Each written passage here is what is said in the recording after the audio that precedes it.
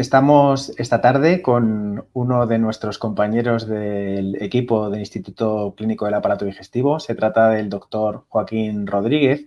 Es uno de nuestros médicos más expertos en endoscopia.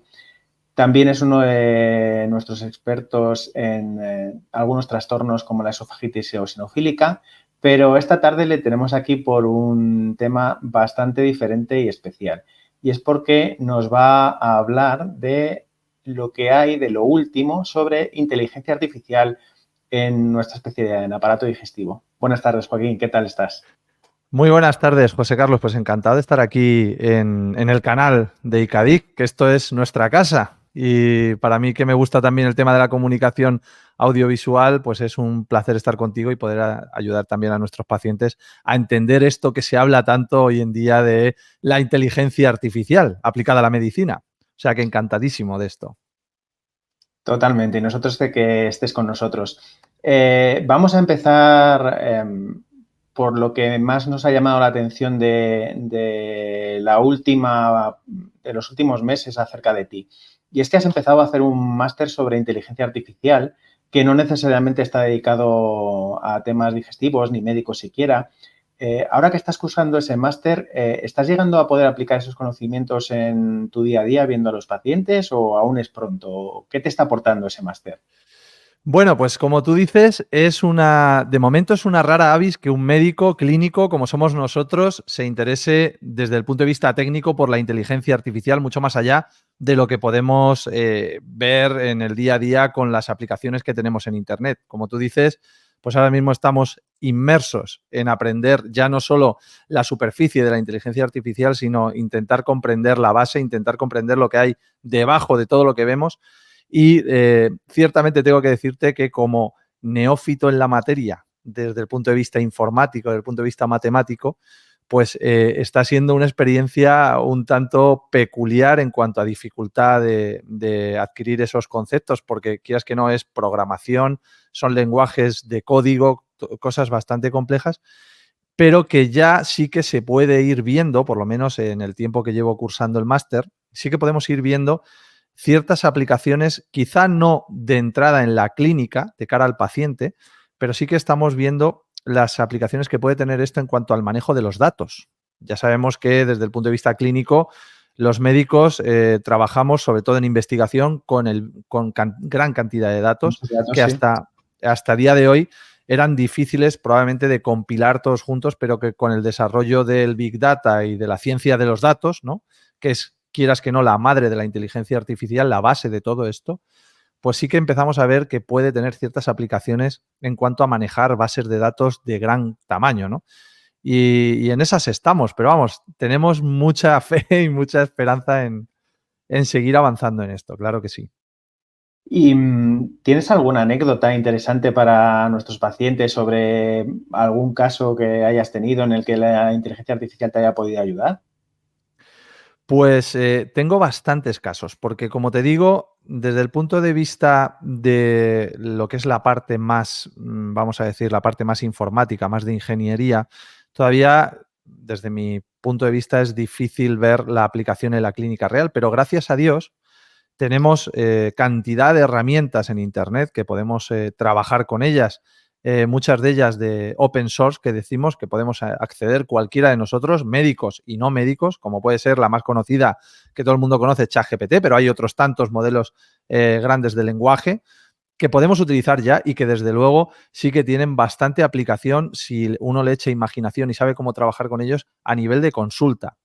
Puedo decirte que, por ejemplo, yo en mi consulta, en mi práctica diaria, ya estoy utilizando aplicaciones que actúan como dictáfonos, como un dictáfono guiado por inteligencia artificial que es capaz de traducir la conversación que yo tengo con el paciente en tiempo real y con esa información que adquiere de nuestro diálogo, de nuestra conversación en consulta, la propia inteligencia artificial es capaz de realizar una historia clínica completamente perfecta desde el punto de vista médico. Tanto es así que muchas veces estoy hablando con el paciente, ya prácticamente no escribo en lo que es a tiempo real, según voy hablando con el paciente, directamente dejo que la inteligencia artificial sea la que haga esa labor y yo me dedico a escuchar al paciente. Bueno, pues en alguna ocasión me ha pasado de estar hablando con el paciente y luego chequear lo que la inteligencia artificial ha escrito, porque eso es algo que siempre tenemos que hacer, y encontrar detalles en la historia, en la enfermedad actual que ha escrito la inteligencia artificial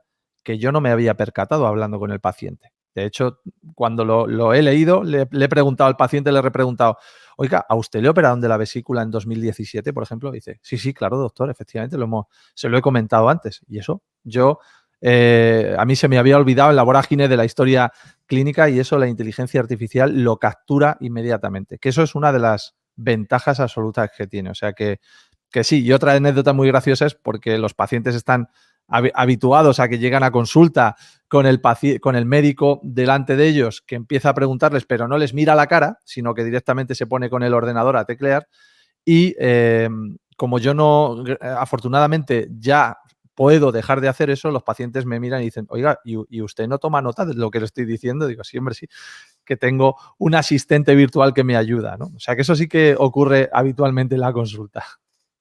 ¿Y con algún diagnóstico que no se te hubiera ocurrido y que te lo haya facilitado pensarle a algún sistema de estos de inteligencia artificial? Sí, pues ¿Sí? hay otra anécdota muy interesante. Mira, date cuenta que estos modelos de lenguaje natural están entrenados con miles de millones de datos procedentes tanto de redes sociales como de Wikipedia, como de millones de páginas web, como artículos que se han escrito en blogs a nivel de Internet, o sea, que tienen un conocimiento global de todo, no solo de medicina, sino de todo.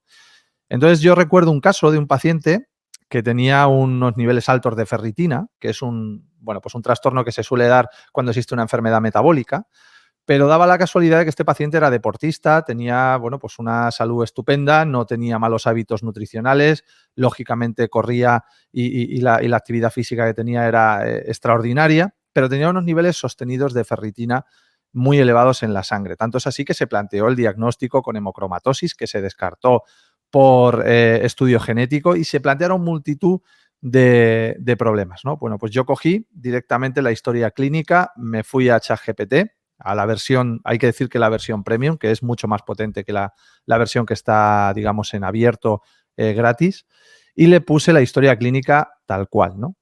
Bueno, pues le puse incluso también que el paciente pertenecía a una localidad cercana aquí de Ciudad Real, que es Puerto Llano, simplemente como dato epidemiológico interesante, ¿no? Bueno, pues ChatGPT me sacó que el paciente, una de las posibilidades de estos niveles altos de hierro en sangre, podía ser que estuviera consumiendo excesivamente agua procedente de un manantial, de una fuente que existe en Puerto Llano, de agua ferrosa, que es muy famosa por aquí en la comarca, y que, claro, pues yo como médico en la consulta, pues probablemente no se me hubiera ocurrido esta cuestión, ¿no?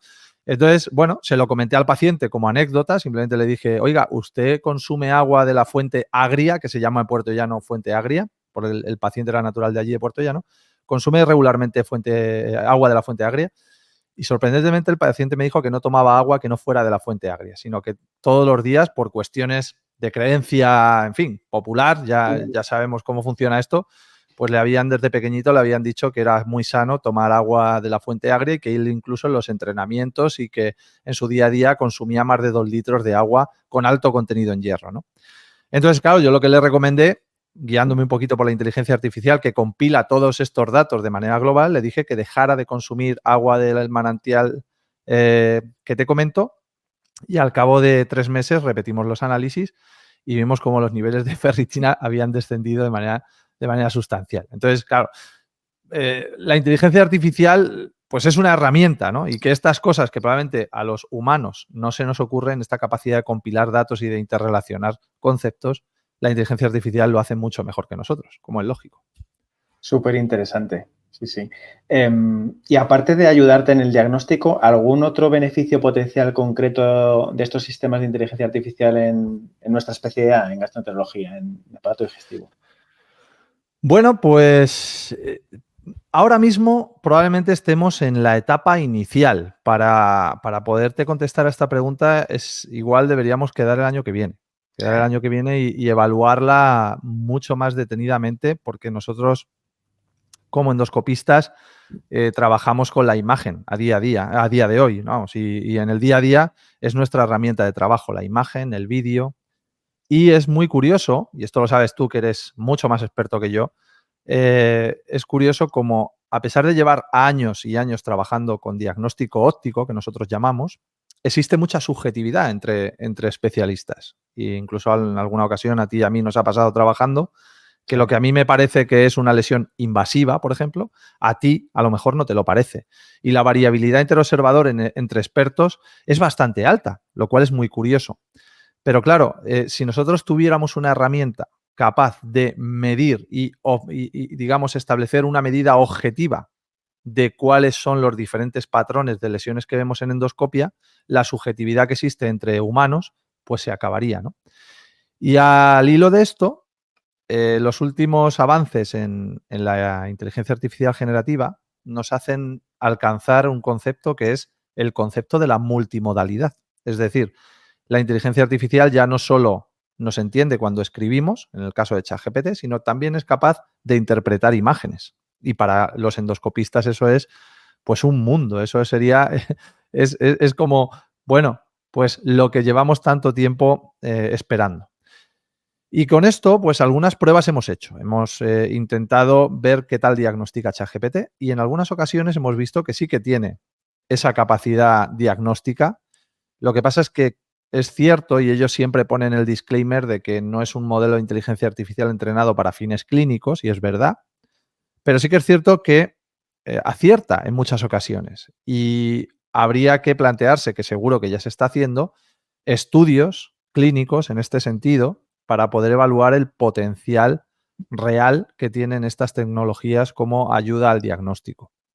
Con lo cual yo creo que, bueno, es un mundo que se nos abre brutal, brutal. Sí, sí, sí. Ya empiezan a aparecer, ¿no? Ya hay algunos estudios donde se empieza a emplear pues para plantearles a los pacientes respuestas a sus dudas y lo cierto es que sale bastante bien parado, concretamente ChatGPT, ¿no? Que es uno de los más conocidos, como tú bien dices. Sí, es así. Y eso y es muy interesante que hayas traído este tema porque efectivamente existen algunos estudios que analizan el nivel de empatía que puede tener un modelo de lenguaje natural, como puede ser ChatGPT, en comparación con humanos. Es un estudio muy interesante donde Sí. se le hacen, el estudio consta de una serie de preguntas clínicas que tiene que responder ChatGPT y también responden una serie de médicos. Y preguntas que, bueno, pues son preguntas desde el punto de vista científico, pero también explicaciones a dudas que pueden tener los pacientes. Bueno, pues se ve cómo ChatGPT, en este sentido, obtiene mejores notas en cuanto a conocimientos médicos y, sobre todo, también obtiene mejores notas en cuanto a empatía. Las respuestas son evaluadas por pacientes y a los pacientes les parece más empático ChatGPT hablando que los propios profesionales de la medicina, lo cual es un toque de atención para todos nosotros. Sí, sin duda es muy, muy, muy curioso. Sí, conozco ese estudio. Em, ¿Tú crees que puede llegar un momento en el que incluso los sistemas de inteligencia artificial en la consulta puedan facilitarnos el seguimiento de los pacientes o incluso reducir la posibilidad de que les hagamos pruebas invasivas que a lo mejor no necesitan? Yo qué sé, colonoscopias, procedimientos complejos para los pacientes. ¿Crees que podría llegar ese Mm, momento? Sin duda que llegará, sin duda que llegará. Además, ya sabes que eh, la adherencia a las guías de práctica clínica muchas veces no se consigue porque los sistemas sanitarios no lo permiten y otras veces también es porque los propios profesionales existe mucha variabilidad en cuanto al seguimiento de estas guías de práctica clínica por diferentes motivos, o porque el profesional no está de acuerdo o porque incluso, por desgracia, a veces desconoce cuál es el seguimiento más adecuado, ¿no? En este caso, las herramientas de inteligencia artificial eso lo van a ir, seguramente lo van a ir paliando y vamos a ir tendiendo a hacer una medicina mucho más homogénea en ese sentido, más adherida a lo que son las recomendaciones actuales, ¿no? Pero es verdad que la inteligencia artificial, o en este caso las herramientas como puede ser ChatGPT o cualquier otro modelo de lenguaje natural, no deja de ser una herramienta. No es un sustituto. Es una herramienta que debemos utilizar y que nos debemos aprovechar de que existe. No hay que verla como como que los médicos van a dejar de existir, que eso es algo muy frecuente que se suele decir, ¿no? Que los profesionales van a dejar de existir. Todo lo contrario, todo lo contrario. Probablemente lo que nos ayude o el tener este tipo de tecnología, lo que nos va a ayudar es a quitarnos aquellas tareas que son más repetitivas, aquellas tareas que son fácilmente automatizables y centrarnos en lo que verdaderamente tenemos que centrarnos, que es en la atención del paciente desde un punto de vista humano, porque muchas veces perdemos la noción de ello y el médico se convierte casi más en un burócrata que en un médico clásico, ¿no? Y Así entonces es. podemos ayudarnos de estas tecnologías para ese tipo de cosas. Con lo cual, pues yo estoy bastante esperanzado en que esto se implante. ¿El cómo se implantará? Pues no lo sé. ¿Cómo llegará esto a la sanidad pública, por ejemplo? Pues no tengo ni idea. A la sanidad privada estoy seguro que llegará mucho antes.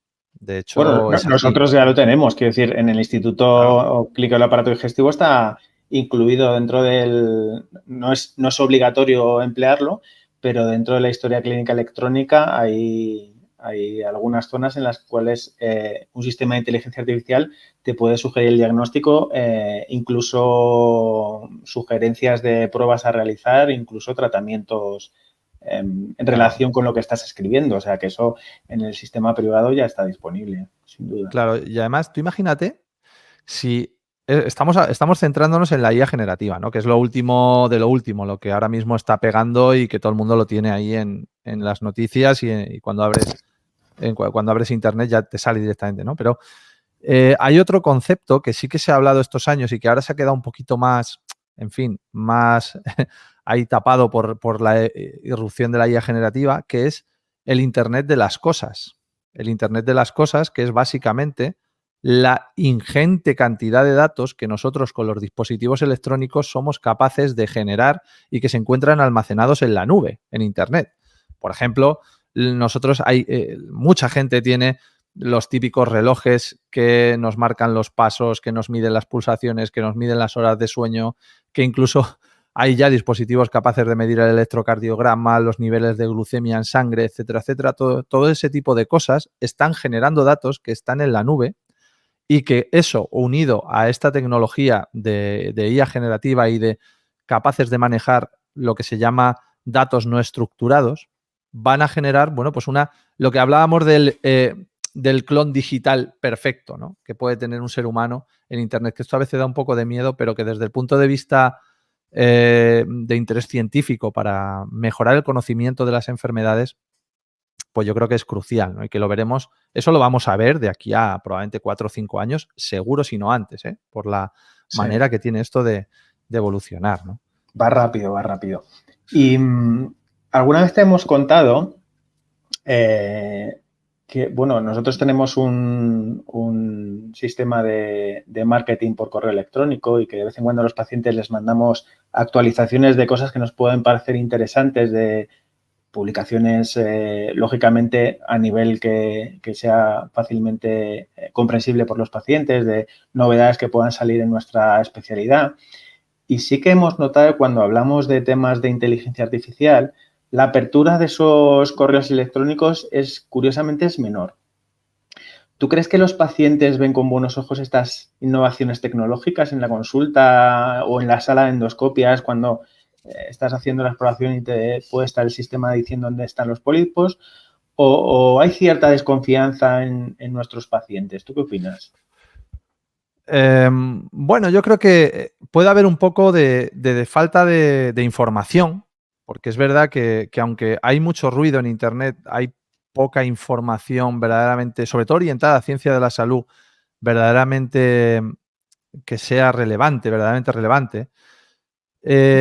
Y luego puede ser, claro, ese desconocimiento lo que trae siempre el desconocimiento es miedo al final, porque de hecho a mí me ha pasado, pero vamos, no hace falta hablar del colectivo de pacientes, ¿no? Es que los propios profesionales, que es muy curioso, hace unos días estuve en Canarias dando una conferencia precisamente de aplicaciones de ChatGPT a la enseñanza de la medicina y en la sala que había 100 gastroenterólogos pregunté quién usaba ChatGPT y eran 3 de ¿Qué 100, me o sea, dices? un 3%, que usaba ChatGPT. Ya no digo tener suscripción premium o meterte a navegar por los otros modelos de lenguaje natural. Es decir, 3 personas de 100 médicos de aparato digestivo formados viendo a pacientes, ¿no? Bueno, hay mucho desconocimiento en esto y es cierto que cuando hablamos de inteligencia artificial, de que hay alguien que me controla, no sé qué inteligencia hay detrás, no tal, pues a la gente da un poco de miedo esto, ¿no? Y retomando lo que hablábamos al principio del máster, cuando tú te das cuenta lo que hay detrás son algoritmos, código informático, matemáticas, funciones, datos, que al final, simplificándolo mucho, significa que hay un algoritmo al cual yo le doy un input, es decir, le pido una respuesta. En base a esos datos que este algoritmo tiene porque ha sido entrenado con ello, me va a dar la contestación a lo que yo le estoy pidiendo. Aquí no hay espionaje, no hay que eh, me están hackeando las cuentas, me están hackeando mi intimidad. De momento eso no existe. ¿Que puede existir en un futuro? Pues no lo sé. Pero ahora mismo lo que hay es algoritmos matemáticos capaces de predecir. Lo que tenemos, ni más ni menos, son modelos predictivos. Modelos matemáticos predictivos. Claro, es cierto que también está la teoría de la conspiración, ¿no? Hay mucha conspiración del surgimiento de la inteligencia artificial general, de qué va a ocurrir con la humanidad cuando haya inteligencias superiores, etcétera, etcétera. Bueno, yo creo que ahora mismo eso entra dentro del campo de la especulación y del morbo que hay en torno a esto. Muchas veces también, y lo hemos hablado alguna vez tú y yo también, muchas veces obedeciendo a una estrategia de marketing que hay detrás. O sea, hay mucho marketing aquí, hay muchas empresas compitiendo por esto y moviendo ingentes cantidades de millones en el mundo. Entonces, cuanto más interés haya en esto, más se va a mover el mercado, más se va a vender, más aplicaciones va a haber, más chips se van a crear, Nvidia va a subir todavía más en bolsa de lo que está subiendo y existe mucho interés en este tema por ese motivo. Hay muchas cosas aquí que se están moviendo. Totalmente, totalmente. Y volviendo a los pacientes, claro, como tú bien has dicho, la mayoría de los chatbots, ¿no? Los sistemas estos de inteligencia artificial son gratuitos, puedes tener una suscripción premium como puede ser tu caso, pero está disponible fácilmente, solo tienes que tener un dispositivo electrónico, acceder a internet. Y los pacientes, lógicamente, pueden teclear ahí sus síntomas y tener unas diferentes posibilidades diagnósticas. ¿Crees que pueden fiarse a día de hoy de las respuestas que pueda dar el sistema de inteligencia artificial? ¿O siempre va a ser necesario, algo nos has contado un poco antes, ¿no? Que un médico evalúe todo eso, ¿no?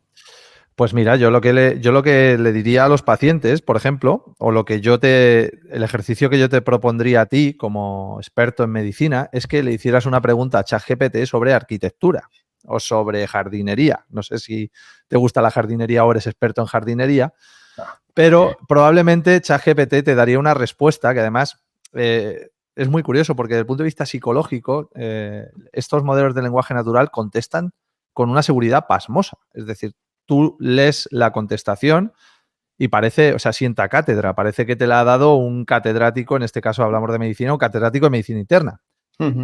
Pero, en realidad, como he dicho antes, los modelos de lenguaje natural y todas las inteligencias artificiales que a día de hoy están creadas son modelos predictivos.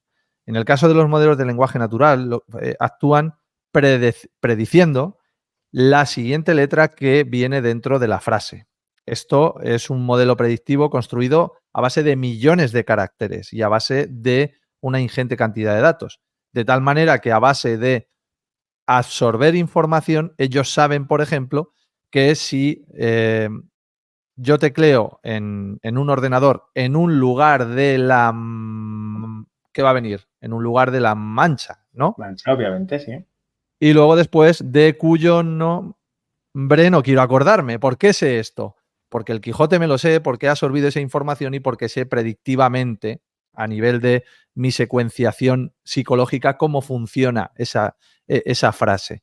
Pues los modelos de lenguaje natural hacen lo mismo. Hay algunos libros muy interesantes que hablan sobre cómo funciona ChatGPT y, por ejemplo, ponen una frase muy graciosa que es: no sé por qué todo el mundo se extraña de que después de esta frase lechuga.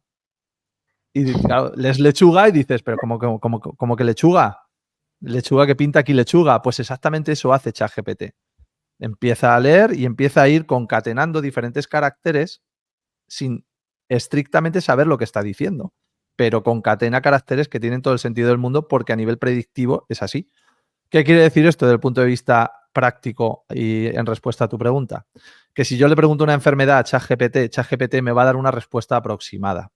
Probablemente sea una respuesta correcta en un porcentaje importante de casos. Pero si es incorrecta, tú no te vas a enterar si no eres experto en la enfermedad. Si no estás Porque, formado, está claro, claro. claro, te la va a colar, te va a colar. Es lo que se llama una alucinación.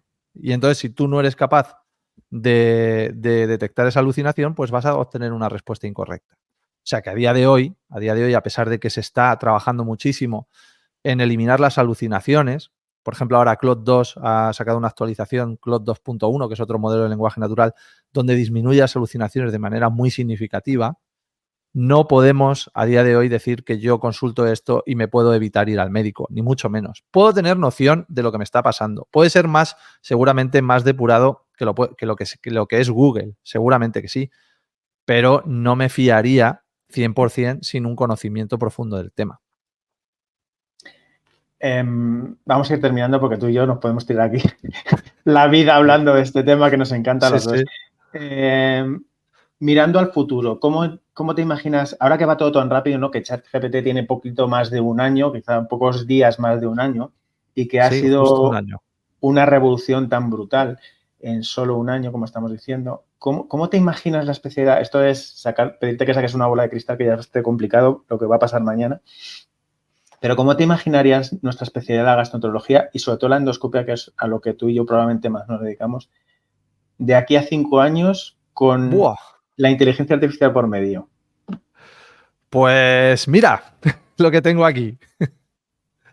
La era de la inteligencia artificial y nuestro futuro humano. Un libro, me lo he comprado hoy, de Henry Kissinger. Muy interesante. Todavía me lo he leído en inglés, pero me voy a leer en español para enterarme mejor.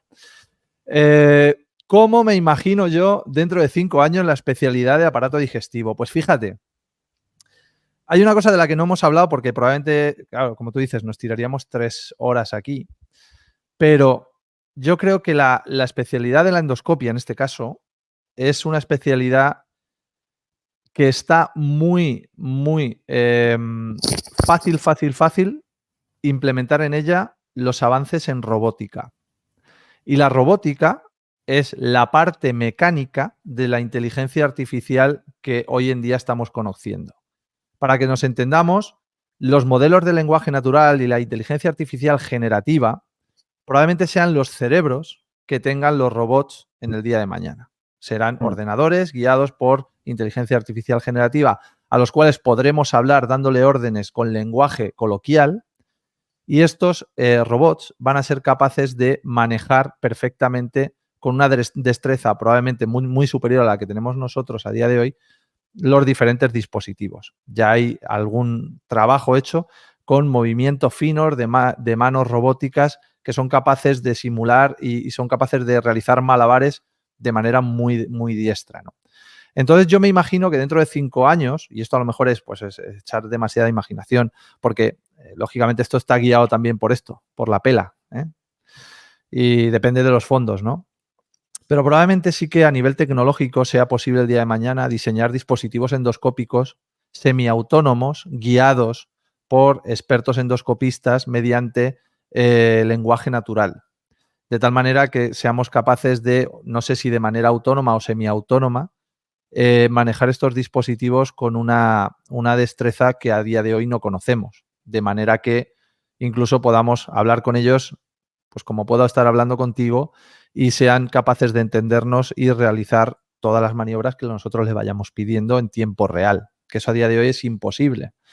De hecho, leí el otro día una cosa muy graciosa que decía, era de un filósofo Anaxágoras, decía que lo que nos diferencia, el reflejo más fiel y tangible de la inteligencia humana es la mano. La mano, o sea, la mano. La destreza que el ser humano tiene con la mano parece mentira, pero esto a nivel tecnológico no se ha conseguido a día de hoy. Es imposible que un robot sea capaz de mover la mano con la destreza que la mueve una persona, un endoscopista en este caso. Bueno, pues a día de hoy ya se están haciendo simulaciones, no reales, pero sí simulaciones donde ya los modelos mecánicos son capaces de tener una destreza manual igual que la de un humano. Entonces, imagínate un brazo robótico manejando un endoscopio y con la capacidad predictiva que tienen estos modelos brutales, ser capaces de diagnosticar guiado por un endoscopista y ser capaces de tratar con una precisión increíble. Yo creo que ese será el futuro, o por lo menos eso es lo que pienso yo después de todas Puede estas cosas ser. que me gusta tanto leer. Pero eso no lo va a decir probablemente el dinero, eso es lo primero, que tengamos fondos para poder investigar y para poder desarrollar esto. Y nos lo dirá también un poco, pues, en fin, otra cosa muy importante que no hemos hablado y es la regulación ética, ¿vale? La inteligencia artificial va tan deprisa que la burocracia no puede ir a ese ritmo y incluso habrá que tener algún minuto para parar este desarrollo tecnológico y poder regular desde el punto de vista ético y desde el punto de vista legal el, digamos, la enorme explosión tecnológica que estamos ahora mismo viviendo, ¿no? Que somos unos privilegiados, de verdad, por vivirla. Sí, sin duda, sin duda. Muy bien, pues nada, Joaquín, ha sido una charla súper interesante. Esperamos que a todos aquellos que nos han podido ver y escuchar les haya gustado. Y bueno, ha sido un placer estar contigo y poder hablar sobre el presente y sobre el futuro de la inteligencia artificial en nuestro medio, en medicina y más concretamente en el campo de la gastroenterología, que es el nuestro. Así que nada, lo dicho, muchísimas gracias. Nada, un abrazo y ha sido un placer estar contigo, José Carlos.